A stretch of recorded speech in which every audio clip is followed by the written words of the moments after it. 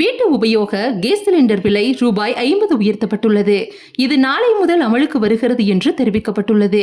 இது பற்றிய விரிவான தகவலை பார்ப்போம். நாடு முழுவதும் வீட்டு உபயோக சிலிண்டரின் விலை ரூபாய் 50 உயர்த்தப்படுவதாக பெட்ரோலியத்துறை அமைச்சர் ஹர்தீப் சிங் பூரி தெரிவித்துள்ளார். இந்த விலை உயர்வினால் மானிய விலையில் எரிவாயு சிலிண்டர் பெறுவோருக்கான எரிவாயு சிலிண்டரின் விலை ரூபாய் 863 உயர்ந்துள்ளது. பிரதமரின் உஜ்வாலா திட்ட பயனாளிகளுக்கு எரிவாயு சிலிண்டரின் விலை ரூபாய் 550 உயர்ந்துள்ளது. இன்று வரை வீட்டு உபயோக சிலிண்டர் விலை ரூபாய் 818க்கு விற்பனையாகி வந்த நிலையில் இனிமேல் ரூபாய் 863 உயர்ந்துள்ளது.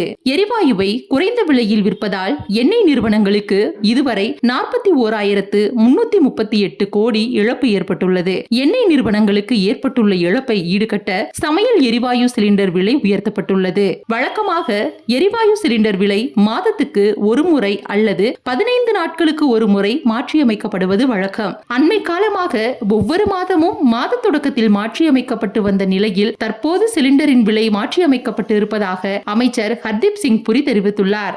இது குறித்து தமிழக முதலமைச்சர் மு.க. ஸ்டாலின் எக்ஸ் தளத்தில் பகிர்ந்ததாவது: நாட்டு மக்களின் வீடுகளில் அடுப்பு எரிய வேண்டுமா அல்லது அவர்களது வயிறு எரிய வேண்டுமா? உதவி செய்யாவிட்டாலும் உபத்திரம் செய்யாமல் இருந்தாலே போதும் என்பது சாடிஸ்ட் பிஜேபி அரசுக்கு மிகவும் பொருந்தும். உலக அளவில் குருடாயில் விலை சரிந்துள்ள நிலையில் பெட்ரோல் மற்றும் டீசல் விலையை குறைக்காவிட்டாலும் பரவாயில்லை, விலையை ஏற்றாதீர்கள் என கெஞ்சும் பரிதாப நிலைக்கு நாட்டு மக்களை தள்ளிவிட்டார்களே. வெந்த புண்ணில் வேலை பாய்ச்சுவது போல் சமையல் கேஸ் சிலிண்டர் விலை உயர்வு அமைந்திருக்கிறது.